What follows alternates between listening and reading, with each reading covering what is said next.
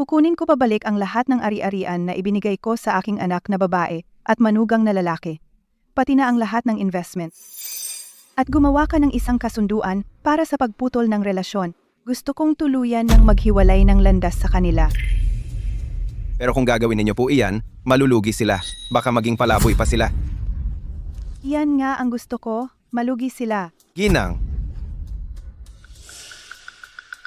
Hindi ko rin inakala na sa aking ika-50 kaarawan ay mapuputol ang relasyon ko sa aking nag-iisang anak. Nanay, anong oras na? Bakit hindi ka pa namimili ng pagkain? Gusto mo ba kaming magutom? Manley, pwede bang sa labas na lang tayo kumain ngayon? Nakalimutan mo ba? Ngayon ay araw para... Kumain sa labas? Nanay, ilang taon ka na? Nakatira ka ng libre sa bahay namin. Hindi mo iniisip ang pagtitipid ko. Gusto mo pang tamarin. Hindi ka ba nahihiya? Pero ako kasi... Nanay, matanda ka na. Bakit ka nag-aayos gaya ng biyenan ko? Dancer siya, ikaw. Nakakahiya, nagpapanggap ka pa. Bilisan mo, mamalengke ka at magluto.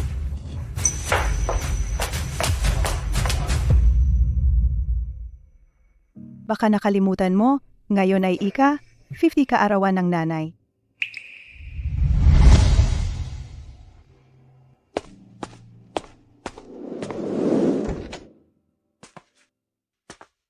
Happy birthday to you, surprise. Maligayang kaarawan. Alam ko na, Hindi makakalimutan ng anak ko ang kaarawan ko. Pinalabas niya ako. para bigyan ako ng sorpresa. Inay, Ayos lang anak, ayos lang. Inay, bakit hindi ka mag-ingat sa paglakad? Matigas ang katawan mo, paano kung nasaktan mo si Yuan Bao? Anong gagawin mo? Tama na. Hindi sinasadya ng biyenan mo. Kaarawan ni Yuan Bao ngayon. Bilisan natin. Sindihan na ang kandila. Para pala sa aso ang handaan na ito. Siyempre naman, akala mo ba para sa iyo? Xiao Manley, anak kita, naghandaan ka para sa aso, pero nakalimutan mo ang kaarawan ng nanay mo? Ma, hindi ko sinasadya, nakalimutan ko lang ang birthday mo. Kailangan bang magalit ka ng ganyan sa akin dito? Matanda ka na. Huwag kang maghanap ng gulo dito. Pinapasama mo ang nanay mo sa aso para magdiwang ng birthday. Tao ba ang nagsasalita mo? Anong aso? Yuan Bao ang pangalan niya. Baby girl ko siya. Ang galing ng baby girl. Nag-alaga ako ng aso. Alam pang magwagayway ng buntot sa akin. Nag-alaga ako ng anak na babae. Hindi pa maalala ang birthday ng sariling ina. Nakakatawa talaga. Hoy, hindi ko inaasahan na para sa ganitong maliit na bagay. Kung biyenan ko ang nasa kalagayan mo, hindi siya magagalit sa akin. Tama na. Huwag na kayong mag-away. Mali talaga na nakalimutan ang birthday ni Ma ngayon. Ako ang magpapasya. Itong cake ay para sa birthday ni Ma. Ay, asawa. Mahal, huwag kang mag-alala. Mamaya, bibili ako ng mas malaking cake para kay Yuan Bao. Paano natin pagkakaitan si Yuan Bao na magdiwang kasama ng nanay mo? Mas maayos na ito.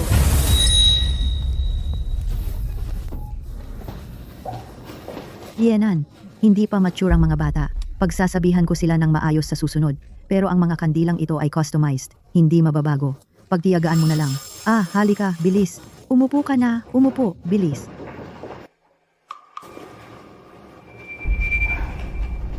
Sige, may birthday ka na ngayon. Anong masasabi mo pa?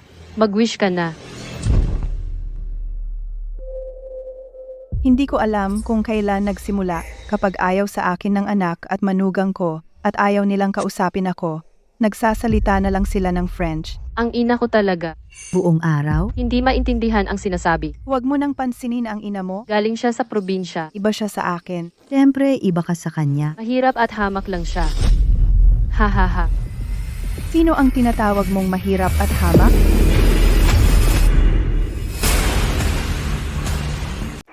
Ikaw.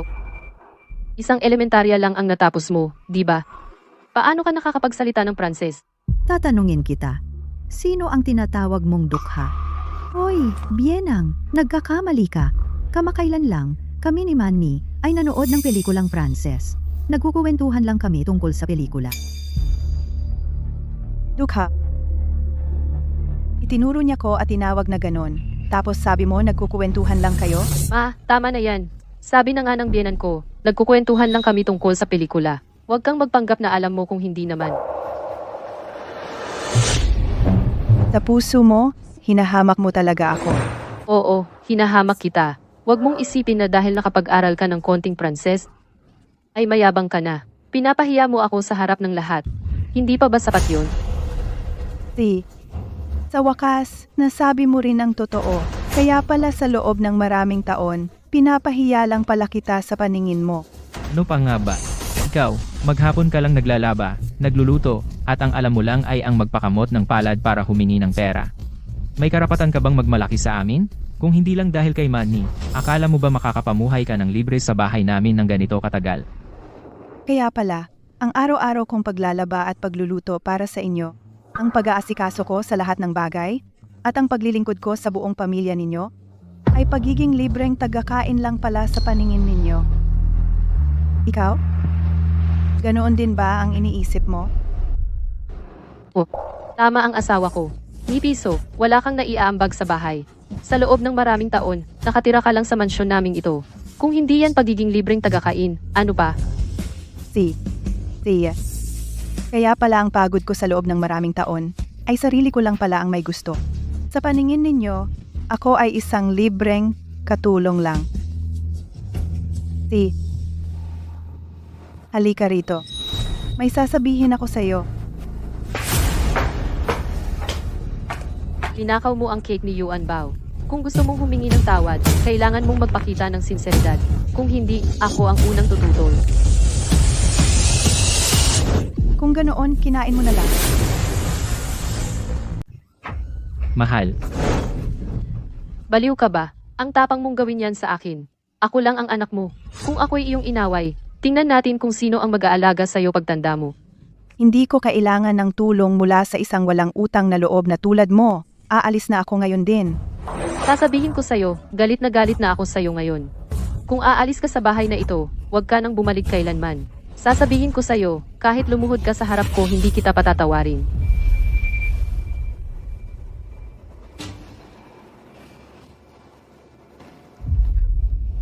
Titingnan natin kung sino sa atin ang luluhod sa huli. Hoy, talagang aalis ka?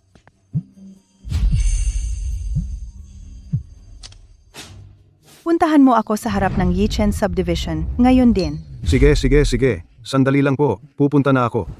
Hoy, Manager Liu, hindi ka pwedeng umalis. Kontrata ito na nagkakahalaga ng 1 bilyon. Naku, kahit pa 1 bilyon o kahit 10 bilyon, hindi gaanong importante kumpara sa kanya. Hoy, Manager Liu. Yuan Bao. Hindi ko sinasabing ang biyenan ko sa kanyang katandaan ay hindi tumutulong sa mga anak. Sa halip ay laging nagkakagulo. napaka-imatura niya. Mukhang ang 50,000 na baon kong binibigay sa kanya bawat buwan ay sobra pa pala.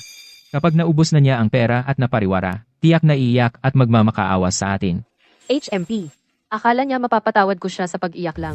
At aalagaan pa siya. Panaginip lang yan. Kung gusto niyang bumalik, kailangan niyang humingi ng tawad sa akin at kay Yuan Bao. Isang matapat na paghingi ng tawad. Sige na, mahal. Huwag na tayong mag-init ng ulo sa kanya. Ang investment forum ng Shanghai Group ay bukas na. Balita ko, personal na dadalo si Chairman Xiang. At maglalabas ng kontratang bilyon-bilyon. Kailangan nating maghanda ng mabuti. Ay naku, naiinis ako ng husto. Muntik ko nang makalimutan ang importanteng bagay na ito. Sa mga nakaraang taon, ang chairman ng Shanghai Group ay nagbigay ng malalaking puhunan sa pamilya natin. Siya ang ating malaking biyaya. At saka, napaka-misteryoso niya. Ito ang unang pagkakataon na magpapakita siya ng hayagan. Oo nga, bukas ang investment forum. Kailangan nating samantalahin ang pagkakataon at paglingkuran siya ng maigi. Huwag nating galitin siya dahil sa isang salita lang niya, pwedeng mabaon tayo sa utang. tama.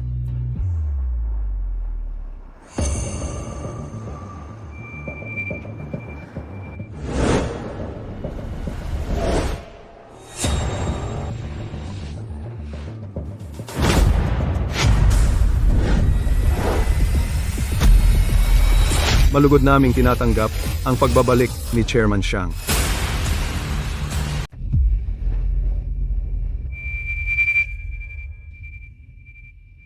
Maghanap ng presidential suite. Dito na ako titira ng matagal. Hanapin mo rin para sa akin ang pinakamagaling na law firm sa Haicheng. Papuntahin mo sila rito. Opo, ayusin ko na po ito kaagad. Sakay na po kayo. Sa mga nakaraang taon, upang hindi masaktan ang pride ng aking anak at manugang, nagkubli ako at tumulong ng palihim. Pero sa ngayon, mukhang hindi talaga mapapalapit ang taong walang utang na loob.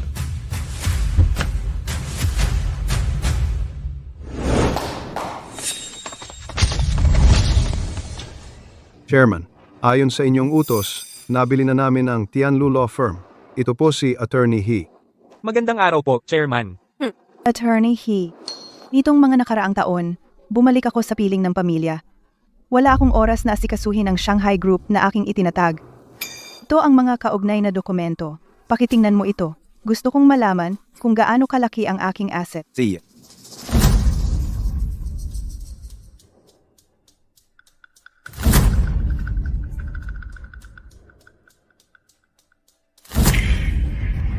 Chairman, ayon sa mga dokumento, bukod sa Shanghai Group na nagkakahalaga ng 100 bilyon, ang inyong assets ay kinabibilangan ng 12-12 ng kumpanya sa loob at labas ng bansa na may higit sa 51% na controlling share, mga stocks at fund na nagkakahalaga ng bilyon-bilyon at 30 properties.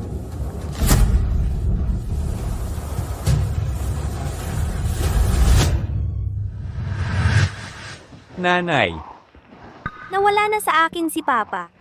Hindi ko na kayang mawalan pa ng nanay. Pwede bang wag mo na akong iwan? Wag mo na akong iwan, ha? Susundin ni Nanay si Manny. Hindi kita iiwan. Noong namatay ang aking asawa ng biglaan, ako ay umalis sa negosyo upang alagaan ang aking may sakit na anak. Nagkubli ako ng pagkatao at nanatili sa tabi ng aking anak sa loob ng 20 taon. Ngunit ang kapalit ay pangungutya at pagkamuhi ng aking anak. Siguro, Siguro. ang puso ng ilang tao ay hindi kailanman mapapainit.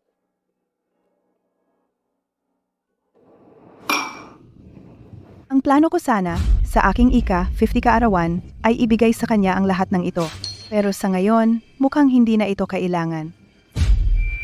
Ang kontrata para sa proyektong nagkakahalaga ng 10 bilyon ay huwag muna ibigay kay Tang Jingsing.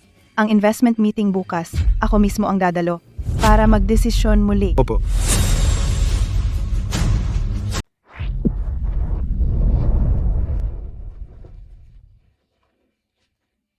Mahal, gutom na ako. Magluto ka na nga para sa akin. Magluto ako para sa'yo. Sa buong buhay ko, hindi pa ako nagluto sa kusina. Hindi ka ba natatakot na malason kita? Kung hindi dahil sa'yo, hindi sana kami nag-away ni Mama. At hindi mo siya pinalayas. Hindi sana ako nagugutom ngayon. Ngayon, ako pa ang sinisisi mo. Noong minumura ko ang nanay ko, wala namang narinig sa'yo. Hoy, tama na. Sa tingin ko, sinadya ng matandang babaeng yon. Gusto niyang mag-away tayo. Huwag kayong magpapaloko.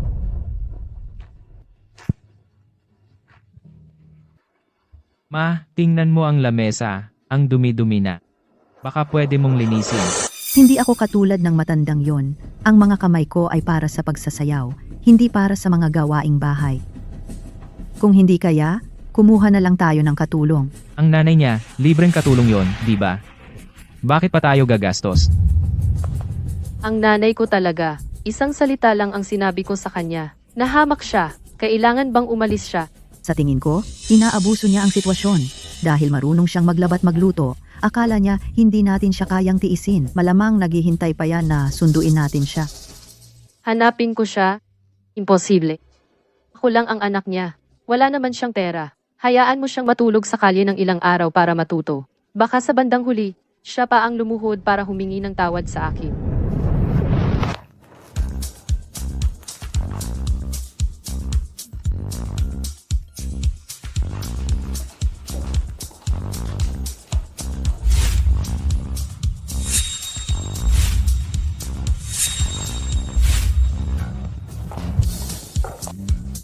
Magandang umaga po, Chairman.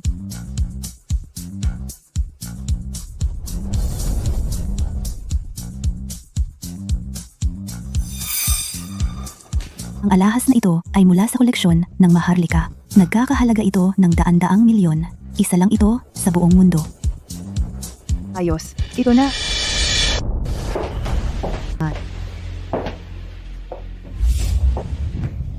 Ang ganda ng alahas mo, Manny.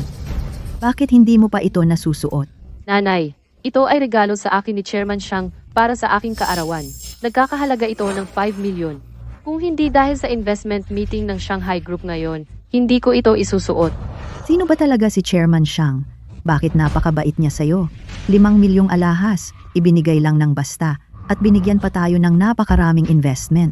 Hindi ko rin alam. Baka isa siyang matalik na kaibigan ng tatay ko noong buhay pa siya. Inatasan siya ng tatay ko na alagaan ako. Basta mahigpit tayong kumapit sa kanya at makuha natin ang 2 bilyong investment ni Chairman Xiang, ang yaman at ginhawa natin sa susunod na buhay ay sigurado na. Tama. Hahaha.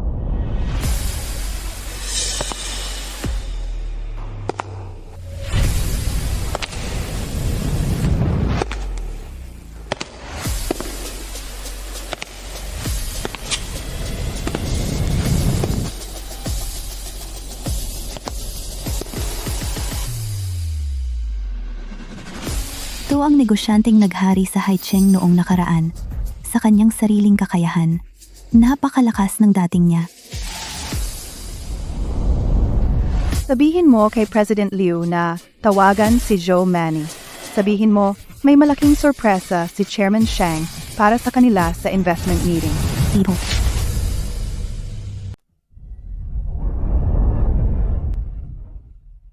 Wow, talaga namang investment meeting ng Shanghai Group. Ang ganda talaga. Kapag nakuha na natin ang 10 bilyong puhunan, magdaraos din tayo ng ganyang klaseng salo-salo. Ikaw ang bahala, mahal. Ikaw na siguro si Ji Tang? Matagal ko nang naririnig ang pangalan mo. Ngayong nakita na kita, tunay nga na espesyal ka. Tingnan mo ang itsura niya, yung 10 bilyon. Tiyak na makukuha mo na. Ang 10 bilyong puhunang iyon, hindi basta-basta makukuha. Narito lang ako para sumubok ng swerte. Ang humble mo naman, Ji Tang. Alam naman ng lahat na paborito ka ni Chairman Xiang. Ang investment meeting na ito, para sa iyo talaga ito. Kami rito mga kasama lang, para makisaya lang. Wag naman ganyan, patas ang laban para sa ating lahat. Kung kanino mapupunta ang 10 bilyon, hindi pa sigurado. Huwag ka nang magpaka-humble, mahal. Kaninang umaga, tumawag si Ji Liu at sinabi na si Chairman Xiang ay may inihanda na malaking sorpresa para sa atin sa meeting. Kung hindi ang 10 bilyon ang malaking sorpresa, ano pa kaya? Ay naku!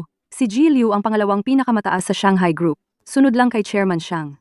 Hindi naman siya magsisinungaling. Talagang para sa iyo na ang 10 bilyon, Ji Tang. Ji Tang, maaga man, binabati na kita.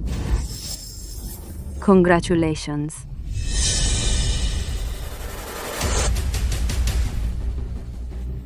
Huwag kayong mag-alala. Kapag nakakuha ako ng malaking bahagi, tiyak na may makakain din kayo. Kayo ba ang anak at manugang ni Mrs. Xiang?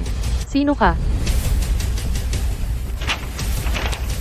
Kasunduan ng pagputol ng relasyon ang ipinagawa sa akin ni Mrs. Xiang. Basahin ninyong mabuti at lagdaan na. Ano? Gustong makipaghiwalay sa akin ng nanay ko. Ano? Gusto akong i-disown ng nanay ko. Isang matandang babae na walang kapangyarihan o impluensya. Karapat-dapat bang i-disown ako? Ito. Sa panahong ang anak na babae at manugang ay malapit nang maging taas-taas na uri ng tao, naghanap pa ng abogado ang matandang ito para pumirma ng kasunduan sa pagdisown. Ano bang nasa isip niya? Hindi naman siguro. Baka may ginawa ang pamilyang ito. Na napakasamang bagay. Kung hindi, sino ang magdidisown? Sa sariling anak na babae. Manny, nababaliw na talaga ang nanay mo. Malaking araw ito para sa pamilya natin. Tapos ginawa niya ito. Baka gusto niyang sirain ang investment deal. Ang pamilya namin, 10 taon naming siya inalagaan ng maayos. Hindi man lang siya nagpasalamat, ngayon pa siya gumawa ng gulo. Nasaan siya ngayon? Sabihin mo sa kanyang kausapin ako ng harapan. Paumanhin, Miss Joe. Wala akong obligasyon na maghatid ng mensahe para sa aking kliyente. Ikaw ay wala ka lang, isang asong inupahan niya. Karapat-dapat ka bang kausapin ako ng ganyan? Umalis ka. Gaano kataas ang kalagayan ni Chairman Xiang, tapos may anak siyang ganyang tanga. Tingnan natin kung hanggang kailan ka magiging mayabang. Hello, madam. Hindi lang pinunit ni Miss Joe ang kasunduan, minura ka pa niya. Nakuha ko na. Pupunta na ako diyan. Itago ang ebidensya ng paglabag niya sa aking karapatan sa reputasyon. Kung kailangan, kakasuhan natin siya.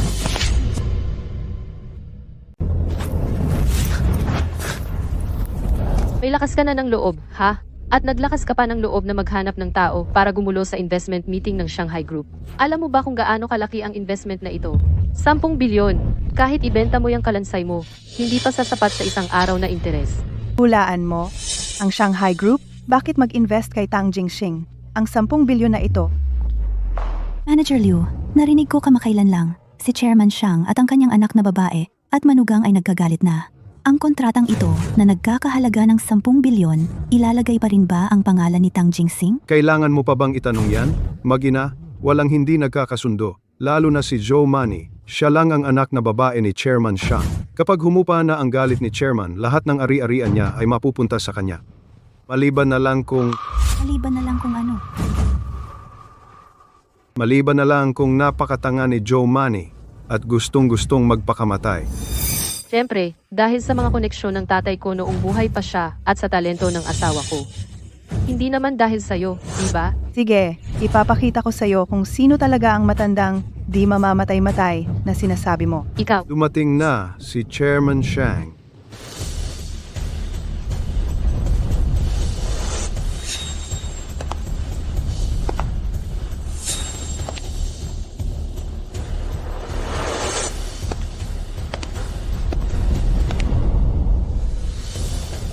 Ma, ikaw pala.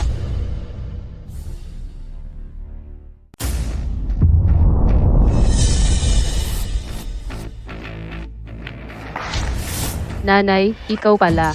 Ikaw. Ikaw si Chairman Shang. Nakita mo na ako. Ako nga yung pinagsisikapan mong lapitan na chairman. Nagulat ka, no? Talaga namang hindi inaasahan. Ang maalamat na si Chairman Shang, matandang babae pala. Ang lakas ng dating niya, talagang karapat-dapat sa titulong number 1 sa Haicheng. Anong number 1 sa negosyo? Anong chairman pa? Nadadala lang kayo niya. Biyenan ko lang yan. Mahal, ano pang hinihintay mo? Paalisin mo na ang nanay mo sa venue. Muntik na akong madala sa'yo. Huwag mong akalain na dahil ninakaw mo ang damit na yan, ay pwede ka nang magsinungaling. Hindi nila alam kung sino ka, pero alam ko. Isa ka lang na hindi man lang nakapagtapos ng elementarya. Nangangahas ka pang magpanggap bilang si Chairman Shang dito. Ano? Nagpapanggap lang pala? Ang lakas ng loob ng matandang yon. Kung malaman ito ni Chairman Shang, wala na siya. Mahal, hubarin mo na ang damit ng nanay mo at itapon sa labas. Kung may istorbo si Chairman Shang, okay lang kung siya ang pagalitan, huwag lang kaming madamay. Huhubarin ko na ang damit niya ngayon din, para hindi na siya makapanggago. Huhubarin ko na ang damit niya ngayon din, para hindi na siya makapanggulo pa. Anong gagawin mo? Sino ka ba? Wala kang pakialam sa aming pamilya. Oy, Mahal, ayos ka lang ba? Ikaw, nababaliw ka na ba? Hinampas mo ako. dapat lang sa'yo yan. Walang galang.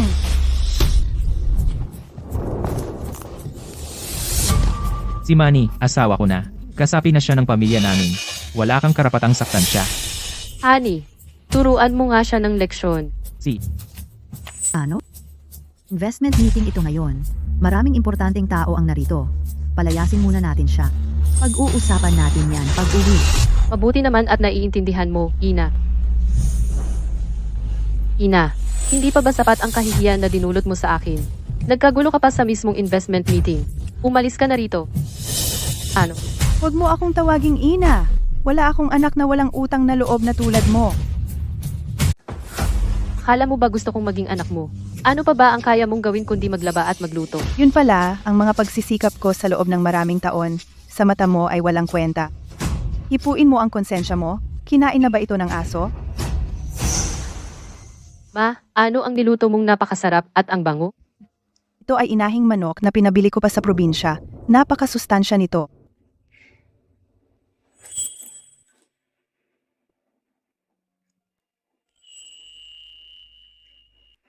Halika Manny, kumain ka ng marami.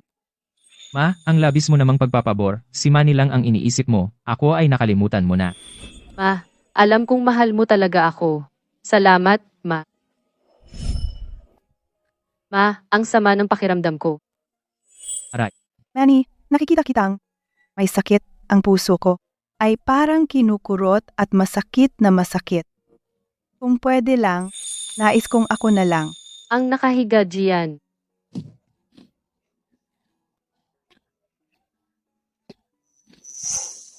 Ako. Ang yabang-yabang mo kanina. Bakit ngayon? Napipi ka? Ikaw. Hoy, hindi naman sa sinisisi kita. Bilang mga magulang, ang paglalaba at pagluluto para sa mga anak, trabaho lang naman yon. Ikaw, yung ginawa mong yon, pinagmamalaki mo pa yan dito, okay lang. Tapos, ginagawa mo pa sa harap ng iba, pinapahiya mo sila. Grabe ka na talaga. Talaga namang anak ni Gengeng. Tang, matalino at maunawain. Ganito dapat ang biyenan. Marunong at magalang. Makinis at maganda. At laging iniisip ang kapakanan naming mag-asawa. Ikaw kasi, araw-araw, siraan lang ako ang alam. Masama talaga ang intensyon mo. Nga. Maganda nga ang biyenan mo. Pero naisip nyo ba? Sino ba talaga ang nagpapanatili ng magandang pangalan ng pamilya nyo? Ibang-iba ako sa matandang yon. Ang mga kamay ko, para sa pagsasayaw yan. Hindi para sa mga gawaing bahay. Ha? Huwag kang maghasik ng away dito. Paglalaba at pagluluto lang yan. Magha-hire lang ako ng katulong. Ayos na. Anong karapatan mo? Na ipagmalaki yan sa harap ng lahat? Tama ang biyenan kong babae. Ang mga bagay na kayang ibigay niya sa akin, hindi kayang ibigay ng isang probinsya ng babae na tulad mo. Ikaw ay isang libreng katulong lamang, hindi mo pa rin ba alam ang lugar mo? Binibigyan ka namin ng pamilya ko ng makakain, dapat kang magpasalamat sa akin. Ano ang masasabi mo? Sa tingin mo rin ba, nanay, na sa bawat subo kong kinain mula sa inyo, dapat akong lumuhod? Pani, ito na ang huling pagkakataon na ibibigay ko sa iyo, anak. Sana ay sagutin mo ito ng maayos. Siyempre naman. Matanda ka na, ako na lang ang nag-iisa mong anak. Kung hindi kita aalagaan, sa kalsada ka na lang matutulog. Payo ko sa iyo, tanggapin mo na ang katotohanan tungkol sa sarili mo. Huwag ka nang gumawa ng kung ano-anong problema dito. Tinatawag kitang biyenan, dahil lang sa asawa ko. Kung patuloy kang magpapakita ng ugaling biyenan, huwag kang magtaka kung paalisin kita sa bahay na ito. Honey, paano mo masasabi yon sa nanay ko? Ikaw, Ano ang sinabi mo? Nanay ko yan. Kung paalisin mo siya, masasabihan tayo ng iba na walang utang na loob. Sa bahay natin, mayroon tayong bodega sa ilalim, diba? Kung hindi sanay ang nanay ko sa mansyon, tulad ng mga maliliit na daga, doon na lang siya sa basement tumira. Hahaha. Jomani, nais ko pa sanang bigyan ka ng huling pagkakataon. Kung ayaw mo, huwag kang magtaka kung wala akong awa. Masyado pang mabait si Chairman Xiang. Kung ako yon, sinapak ko na ang walang utang na loob na yon. Ikaw pa ang walang awa sa akin. Ha? Sa itsura mong mukhang dukha, sino ka ba? Chairman ka ba? Tama ka diyan. Ako ang chairman ng Shanghai Group. Ang ina, gusto mong mamatay, huwag mo kaming isama. Nagpapanggap ka bilang chairman, kapag nalaman niya, baka kami ang pagbuntunan ng galit. Kung masira ang kontratang bilyon-bilyon ko, papatayin kita. Tama naman si Boss Tang, kahit magaspang ang salita. bilyon-bilyon ang kontratang ito. Hindi pwedeng maging pabaya. Kawawa naman ang may ganyang biyena. Kung ako yon, baka pinalayas ko na siya sa bahay para hindi ako magkagulo. Tingnan ninyo, bilyon-bilyon ang kontratang ito. Sino ang nakakaalam ng ugali ni Chairman Xiang? Baka kami ang pagbuntunan ng galit. Yenan, ano ang gagawin natin? Hindi natin pwedeng sirain ang pamilya natin dahil sa kanya. Hanggang ngayon, kontratang bilyon-bilyon pa rin ang iniisip ninyo? Sabihin ko sa inyo ang totoo. Habang nandito ako, ang kontratang ito, hindi ninyo makukuha kailanman. Tumahimik ka. Mukhang iisa na lang ang paraan. Anong paraan? Yun ay ang pagputol ng relasyon. Pagputol ng relasyon.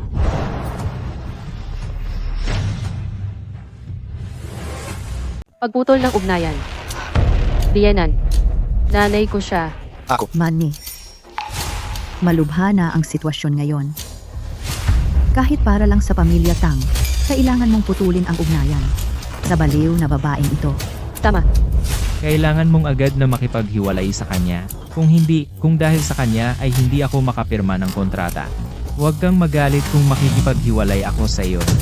Ah, hindi. Hindi pwede, honey. Ayokong makipaghiwalay sa iyo. Huwag mo akong iwan. Kung gayon, agad kang makipaghiwalay sa kanya. Para hindi tayo lahat mapahamak dahil sa kanyang mag-isa. Makikipaghiwalay na ako sa kanya ngayon. Attorney He, may kasunduan pa ba sa pagputol ng ugnayan? Meron po, madam. Sakto, may 2 pa akong kopyang nahanda. Akala ko hindi na magagamit.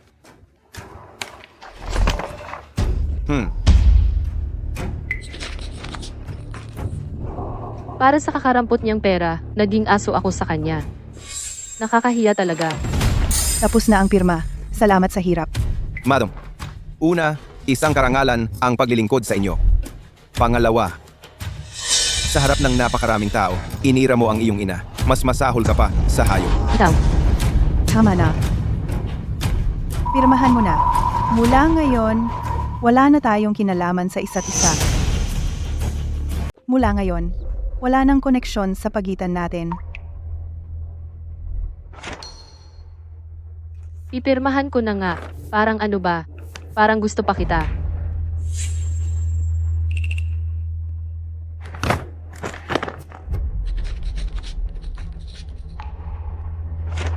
Pirmado na ang pangalan ko. Mula ngayon, wala na akong kinalaman sa'yo. Mabuti. Sana sa hinaharap, hindi mo pagsisihan ang desisyon mo ngayon. Haha, pagsisihan? Ang pagputol ng relasyon sa'yo, ano ang ipagsisisi ko? 2 kopya ang kontrata. Ito, ingatan mo.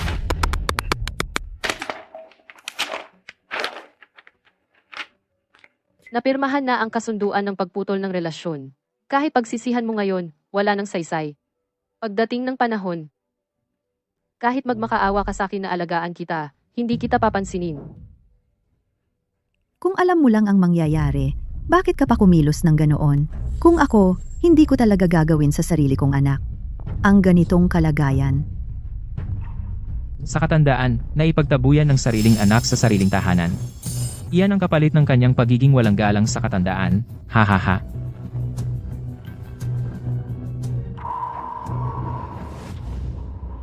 Attorney He, yamang napirmahan na namin ang kasunduan ng pagputol ng relasyon, ang aking mga ari-arian, wala na siyang kinalaman diyan, tama ba?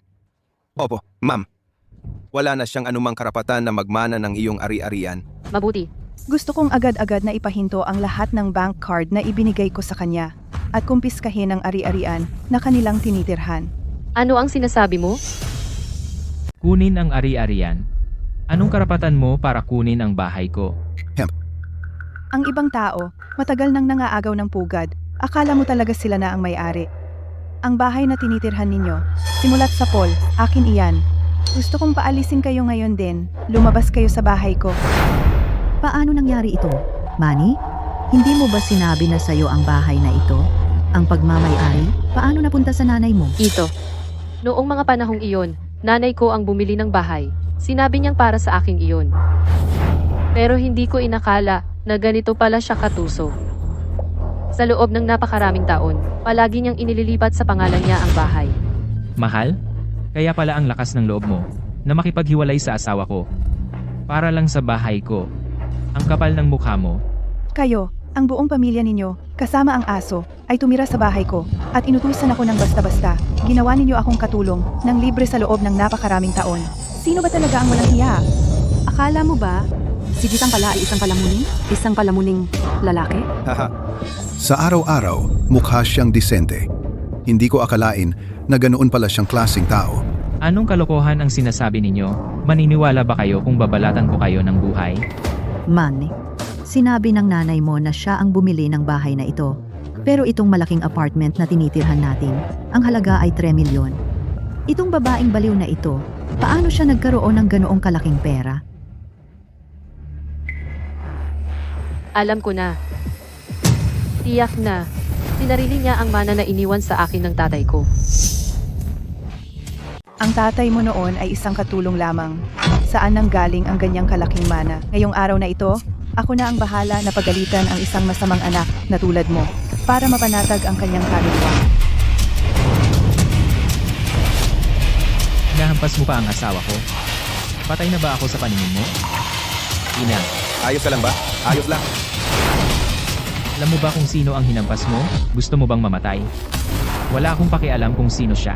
Ang Ang pamilya namin, malapit nang makuha ang 10 bilyong puhunan ng Shanghai Group at magiging pinakamakapangyarihang pamilya sa Haicheng. Ang mga taong tulad niya na nasa ilalim, wala silang karapatang makita ako. Tama ang sinabi ng asawa ko. Ang pamilya namin ay pinapaboran ng Shanghai Group. Magkakaroon kami ng kontrata na 10 bilyon. At magiging mataas na uri ng tao. Kung ikaw naman, dahil kinainisan mo ang pamilya Tang, isang bagay lang ang magiging wakas mo. Iyon ay ang maging palaboy at dambuhalang daga na lahat ay nagbubugbog.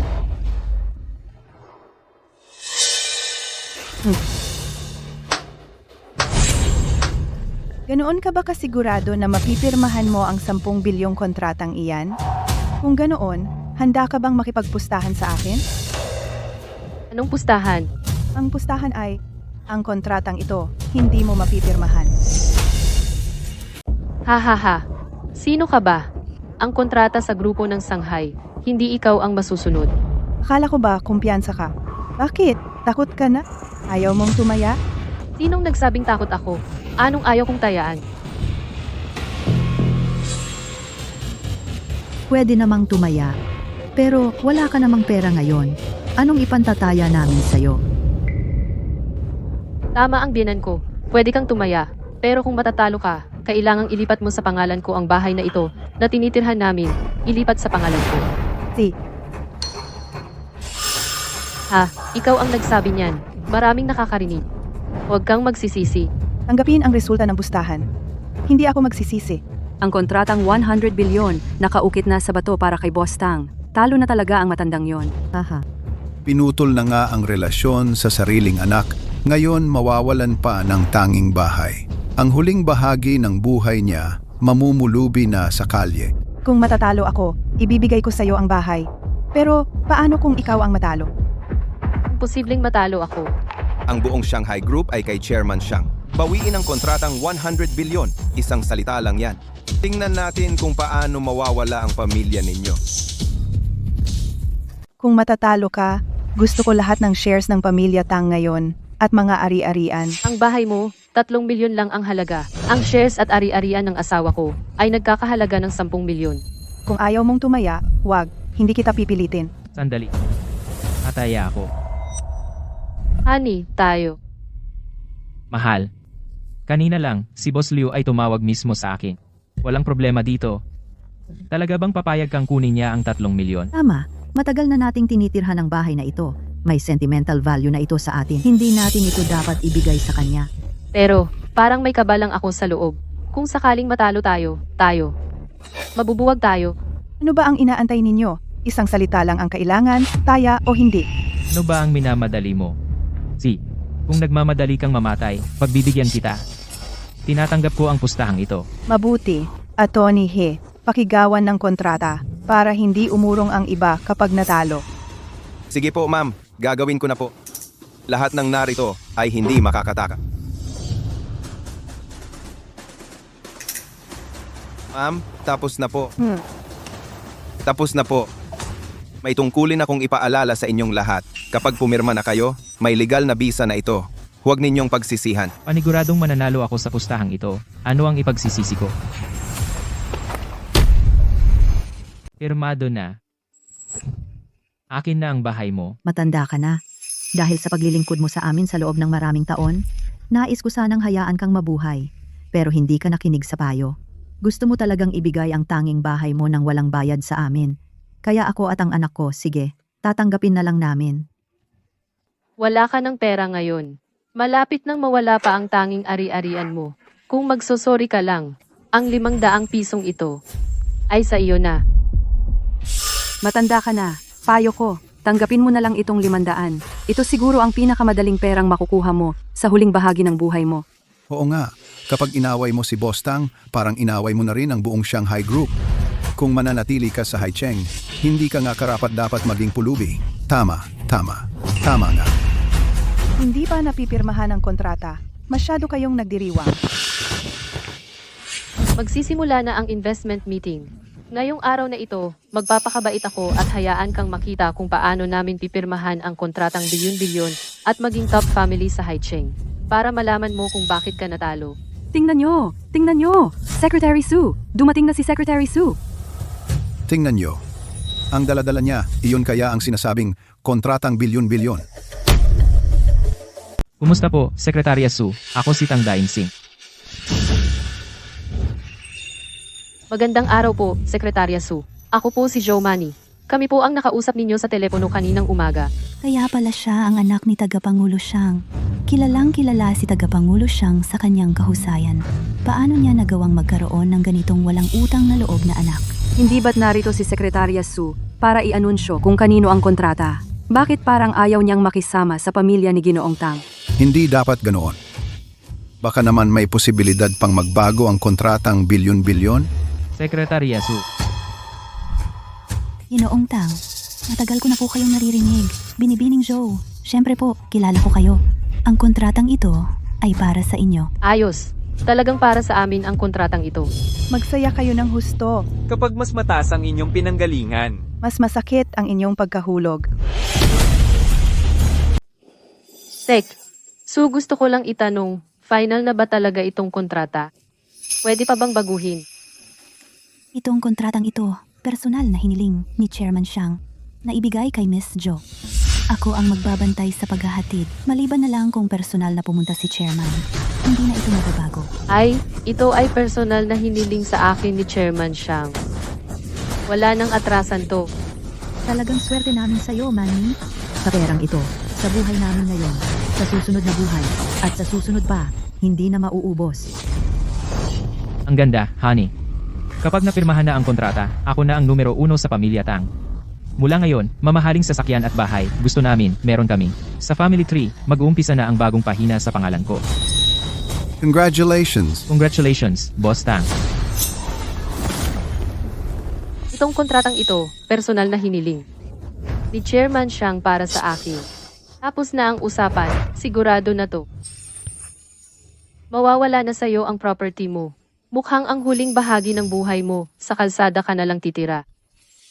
Paano nakapagsalita ng ganyan si Joe Manny kay Chairman? Ganyan ang tono niya? Baka naman hindi pa niya alam ang totoong pagkatao ng Chairman? Natalo ako? Bakit hindi ko alam? Sinabi na ni Secretary Sue na ipirmahan na ang kontrata. Magiging mahirap ang buhay ng matanda sa hinaharap. Wala na ang bahay. Wala na rin ang anak na babae. Magiging palaboy siya sa kalye. Kasalanan niya kasi hindi niya nakita ang sitwasyon. Kung mas maaga siyang humingi ng tawad sa anak na babae, baka mayroon pa siyang daan para mabuhay. Ngayon, nagkagulo na ito. Karapat dapat siya. Bakit parang nagdiriwang kayo ng masyadong maaga? Tama ba? Opo, madam. Tama po. Kahit matigas ang bibig mo, hindi mo mababago ang katotohanan na nakakuha ako ng kontrata na worth 100 bilyon. Hindi ba't nakakuha ka lang ng kontrata na worth 100 bilyon? Kahanga-hanga ba? Alam mo ba ang konsepto ng 100 bilyon? Ilang zero ang nasa likod ng isa? Makikita mo ba ang mga zero sa iyong malabong mata? Oh, napakasayang nga. Kung noon pa, sumunod sa akin ng maayos. Kapag nakuha ko ang pera, kahit kaunting pera na lumabas sa mga pagitan ng aking mga daliri, sapat na para sa iyong pagtanda. Sayang lang. Ngayon, hindi na kami magkakamag-anak. Sa aking paningin ngayon, katulad ng mga pulubi sa labas na naglilinis ng kalye, walang pagkakaiba. Napakasayang nga. Ang kontrata na pinapangarap mo ay hindi maipirmahan. Hindi mo makukuha kahit 1 sentimo. Madam, ano ang nangyari? Pasensya sa nakita mo. Ang anak na babae ay hindi masunurin. Gusto niyang putulin ang aming relasyon. Secretary Sue, sa iyong palagay, maibibigay pa ba ang kontrata na worth 100 bilyon sa kanya? Patawad sa kahihiyan. Walang utang na loob ang anak ko. Gusto niyang iwanan ako. Secretary Sue, sa palagay mo, ang kontratang bilyon-bilyon, ibibigay pa ba natin sa kanila? Ito, si Chairman Siang at si Miss Jo, mag-ina pa rin naman sila. Gusto ba talaga niya sa akin na ibigay ang kontrata? Ako? Paano ba ako dapat sumagot?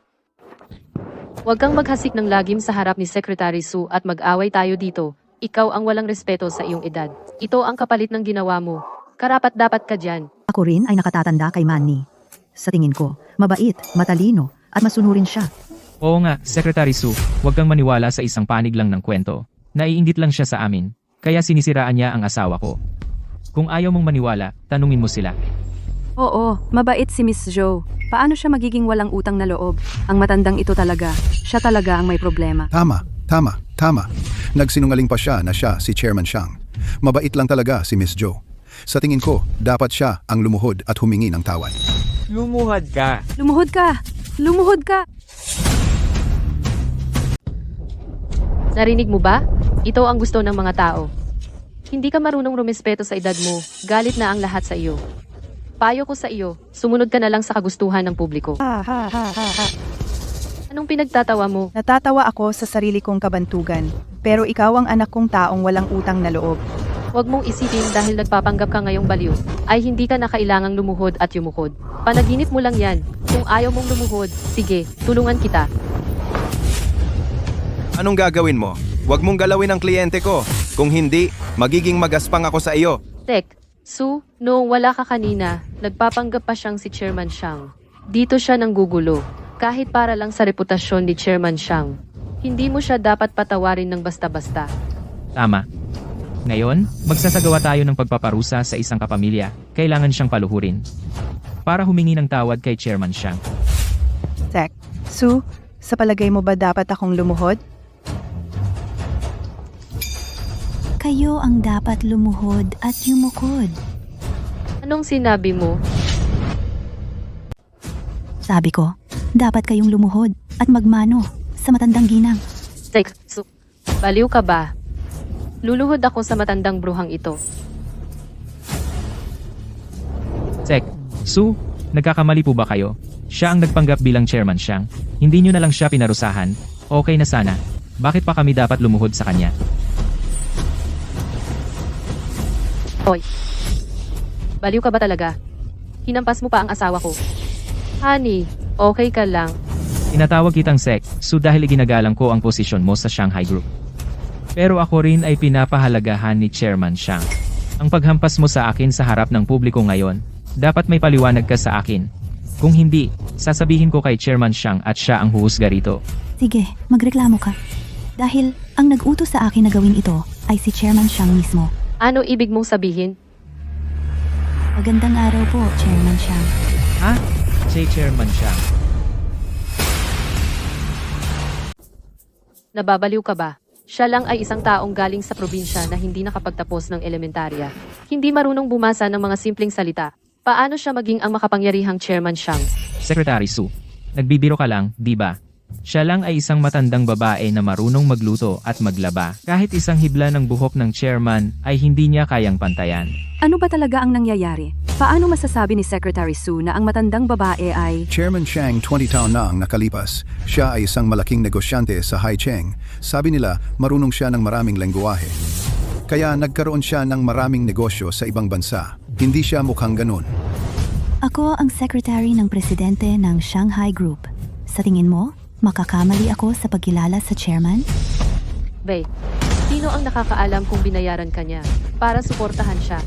Ilang dekada na siyang naglilingkod sa akin. Paano kung hindi malalaman ang kanyang kalagayan? Isang taong walang pinag-aralan. Marunong pa ng maraming lengguwahe. Talagang nagbobola ng walang basehan. Hindi ako nakapagtapos ng elementarya. Pero hindi ibig sabihin, wala akong pinag-aralan. Para mapalawak ang negosyo sa ibang bansa. Nag-aral ako ng sarili. Sa English, French, German, at iba pang lengguwahe. Ngayon, Tungkol sa pagkatao ko bilang chairman ng Shanghai, mayroon pa ba kayong tanong?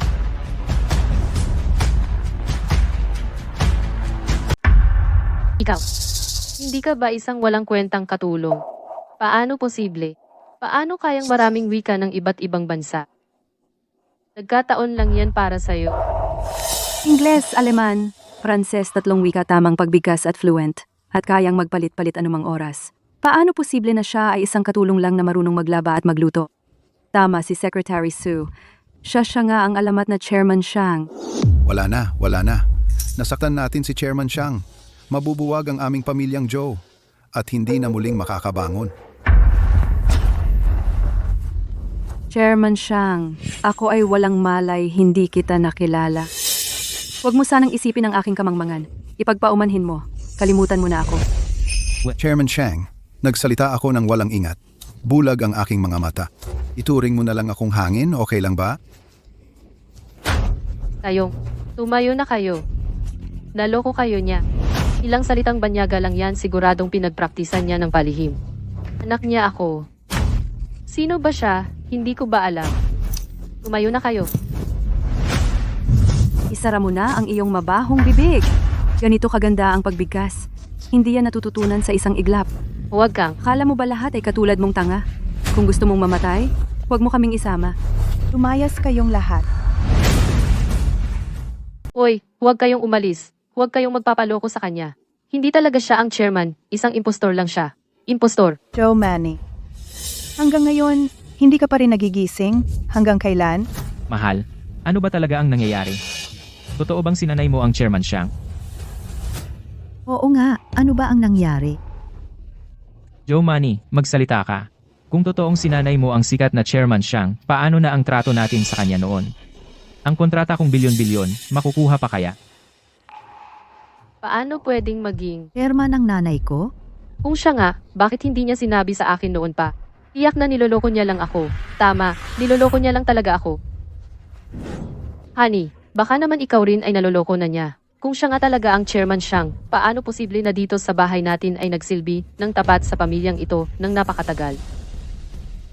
Anak, Tama si Manny. May kakaiba talaga sa sitwasyong ito. Si Secretary Su, bakit siya kakampi sa kanya? Si Secretary Su ay ang sekretarya ng presidente. Paano siya mababayaran nito? alam ko na. Si Secretary Su, tiyak na anak sa labas ng nanay ko. Kaya nga siya ang kumakampi sa kanya.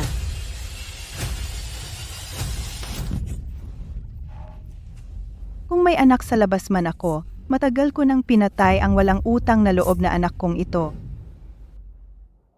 Aray, Kung mayroon talaga akong anak sa labas, matagal na kitang pinatay sa pagiging walang utang na loob. hinampas mo pa ako. Karapatan ng isang ina na turuan ang kanyang anak. Mula pa noon, ang pamalo ang gumagawa ng mabuting anak. Ang pagpapalaki ko sa'yo hanggang sa maging ganito ka, isang taong walang utang na loob, ay dahil kulang ang pagpalo sa'yo. Ikaw, Huwag kang magmalaki dito. Parating na si Uncle Liu. Siya ang presidente ng Shanghai Group. Mabubunyag niya ang katotohanan sa'yo. Pagdating ng panahon, ikaw, lahat kayo, wawakwak. Ama, pagdating ni President Liu, malalantad ang lahat ng katotohanan. Ang magtangkang magtago sa isang nagpapanggap na chairman, kahit pa ikaw ang sekretary ng presidente, mahihirapan ka ring makaligtas. napakatanga mo talaga. Titingnan ko kung sino ang mahihirapang makaligtas pagdating ng panahon.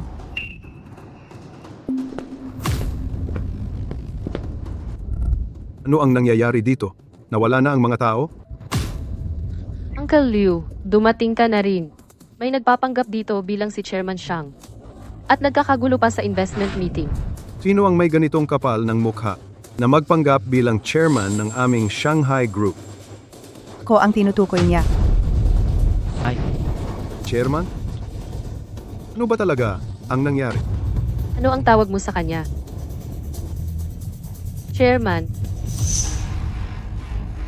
Hindi ba sinabi sa iyo ng iyong nanay na siya pala ang chairman ng Shanghai Group?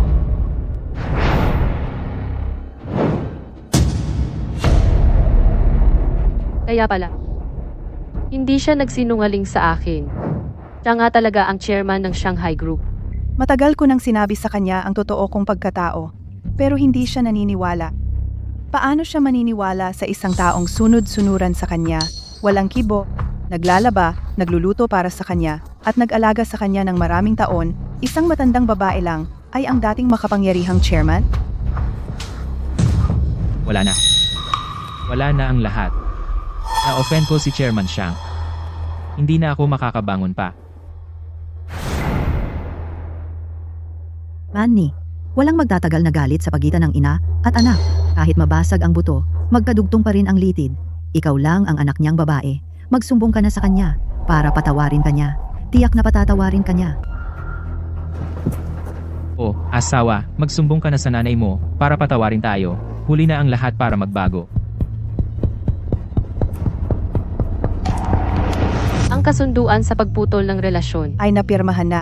Napirmahan na ang kasunduan sa pagputol ng relasyon. Wala na tayong kinalaman sa isa't isa.